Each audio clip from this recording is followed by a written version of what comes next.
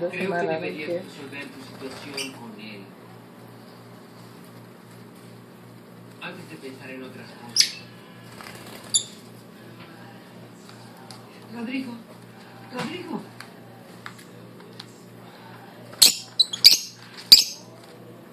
Fue una linda fiesta, hija.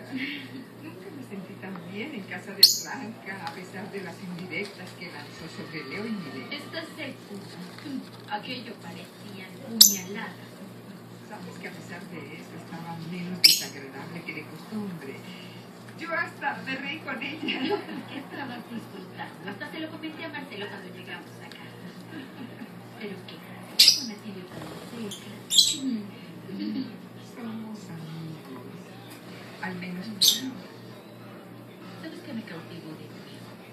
Él siempre es tan atento. Demuestra que me quiere, que quiere a Marcelo. Especialmente quiere mucho a Marcelito.